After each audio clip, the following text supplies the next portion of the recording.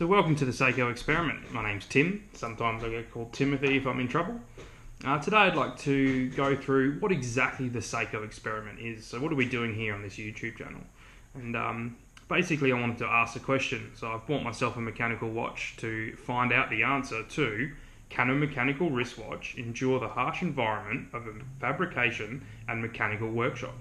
So I'm self-employed. I run a small business on my own, fabricating steel. So I'm making anything and everything from small things to rather large things out of metal, cutting, grinding, welding, all those sorts of things. And my favourite hobby is to be playing with cars. So I'm also doing a lot of mechanical work in engine bays and around suspension and brakes and all those sorts of lovely things. So I wanted to see, how much can a mechanical watch actually put up with? Can a mechanical watch be a part of my day-to-day life in what I consider a fairly harsh environment for a small mechanical wristwatch? So we're going to find that out, and I thought, I'd make a video about it, bit of a vlog, a diary, a YouTube channel, so to speak. Because I'm lacking a bit of human contact and acceptance, and I thought the best way to fill that void in my life is to be alone in a room talking to a camera.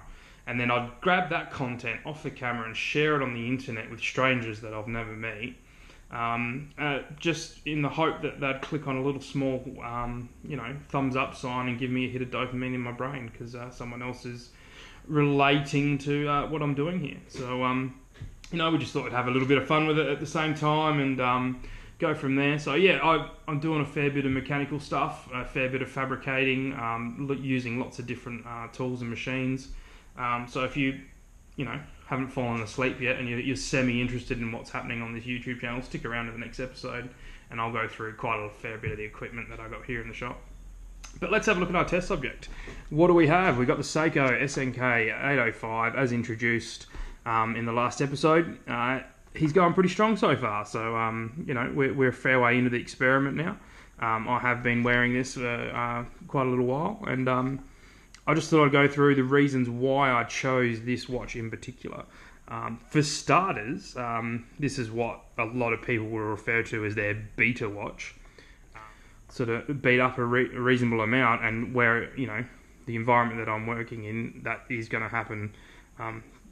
So I didn't want something too expensive. So this was 96 Australian dollars to my door. Like, I almost feel like I stole this thing. I feel a bit guilty every time I put it on, to be honest with you. $96, can you believe that? So for starters, if it all went south and the thing lasted 3 weeks, sure, $100 for 3 weeks wouldn't have been great, but we're past that 3 week mark, so, I'm pretty happy with that. So, value for money, I think that's pretty good. The Seiko 5 is a great range, and I'm actually surprised how much I'm using the date and the day. It's come in handy all the time while I'm doing paperwork and filling things out. And on a size perspective, I really like this little watch. I probably do have pretty big wrists, and this would maybe be considered a smaller watch, but the great thing about this is, I can tuck it in under the sleeve, and when I put my gloves on, I can get the glove up over the top, so while I'm using the grinders and the linishes and all the stuff that's going to be introducing fine particles into the air, it's covered somewhat. So I did want a smaller watch, also using drill presses and lathes and, handheld drills and stuff like that.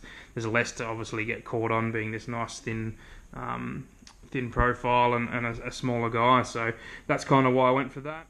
Also, it plays on that whole field watch feel, with the khaki green and the design on the dial there. It's sort of saying that, hey, I'm good for being out in the field and some rugged sort of work. So I was like, all right, well, what exactly can you put up with? So I kind of like that. I like the design. I think it's just really nice. It's easy to read. So yeah, the SNK 805, he's a test subject in the Seiko experiment. I'm going to see what he can put up with. So far, so good. He's doing pretty well. So stay tuned, and we'll, go along the journey and see exactly what this little dude can deal with. Also, I'd just like to add here at the Seiko experiment, we're not here to do watch reviews and look at other watches and critique against one watch versus another one. I really enjoy all those videos. I like watching them. I like seeing what lots of other people have to say about lots of different brands, and it is a really cool hobby. It is a really cool little niche, these mechanical wristwatches. I'm really enjoying my time with them, but I won't be doing that on this channel. It's more of a day in the life of this one particular watch.